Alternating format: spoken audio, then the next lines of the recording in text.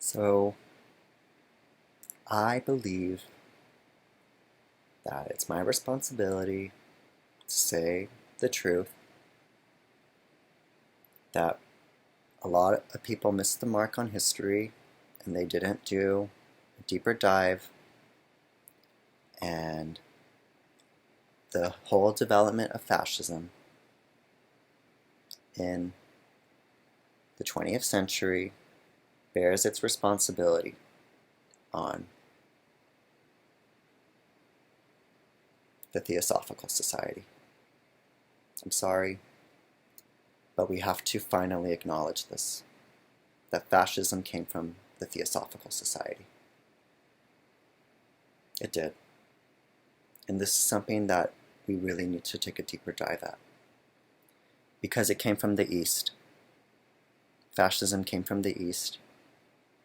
Because it was inspired by what the Dutch East Indies Company was doing. It was inspired by a doctrine of anti-communism, is the fundamental tenet of fascism. So fascism was born out of the Russian Civil War. It was born out of the overthrow of the Romanov dynasty. There are points of connection, strong points of connection here, that history needs a deeper dive. It does. And we're only going to get smarter by knowing the major players and the major organizations involved and the influences. That we actually had a huge mistake not teaching the contributions of the Theosophical Society as fundamental. That's the problem. That's why we missed the mark. Because there would be no modern world without the Theosophical Society. And that's the problem. We're not teaching that its achievement is us, for good and for bad. We are a product already of the society's contribution. We live in the New Age. We are free.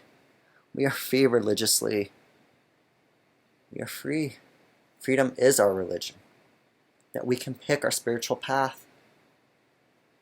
That's what Theosophy brought to us. You are self-empowered. And with that self-empowerment, it meant that people were free. And they were free to come up with radical ideologies. And fascism was one of those radical ideologies. An ideology that was born out of a reactionary response to the rise of communism. Yeah? This is the history.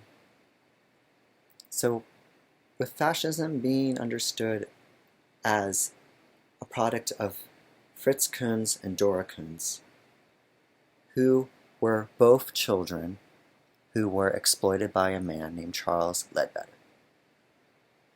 That Dora was forced into an arranged marriage. That even as a child, she knew that she would eventually have to marry this man. And that her name was going to be put on Thule society.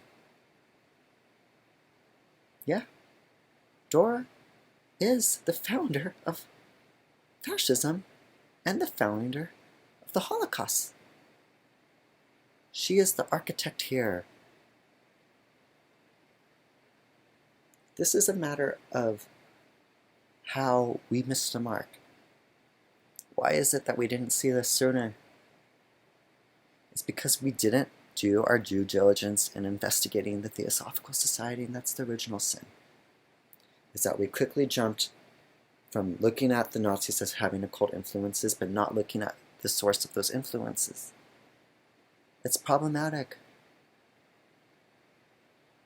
I'm here to say it, once and for all. Fascism was founded by the Kunz. They are responsible.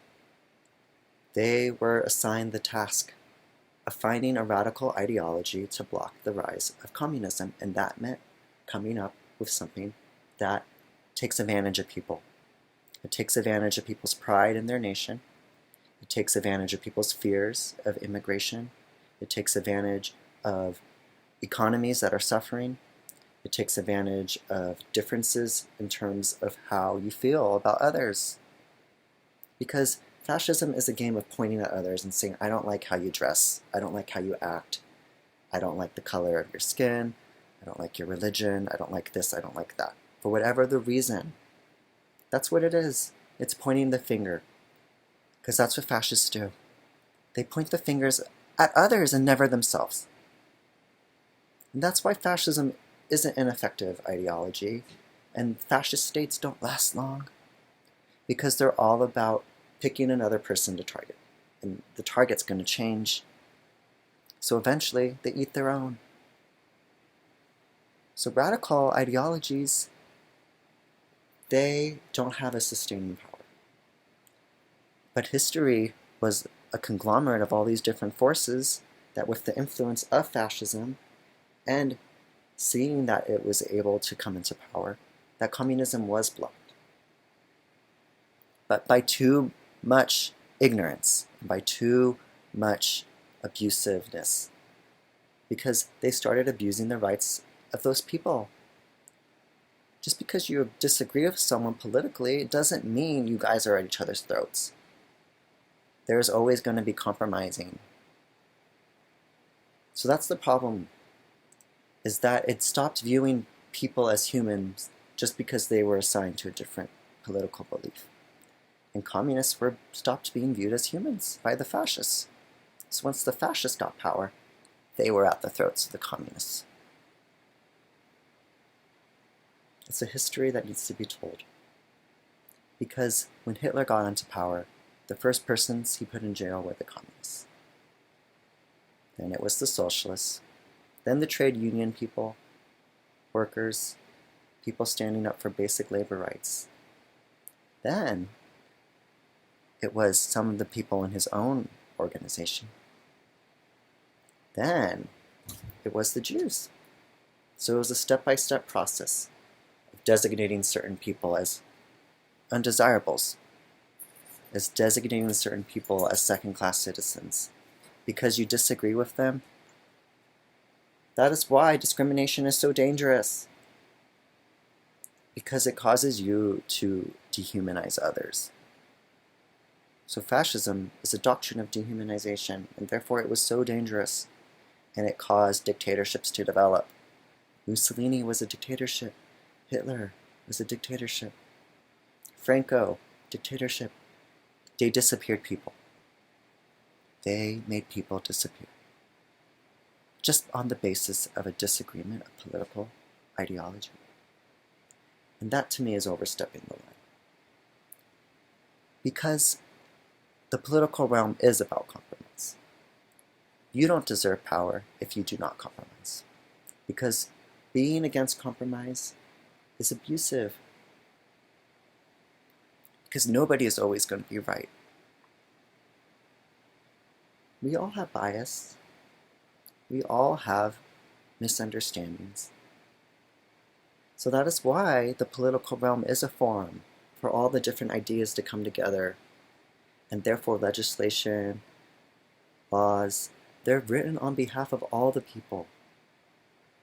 That we trust reason, human reason, to guide us. That is the major contribution of a unification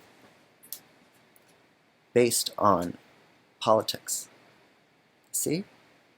It's not so clear-cut that we can disregard each other.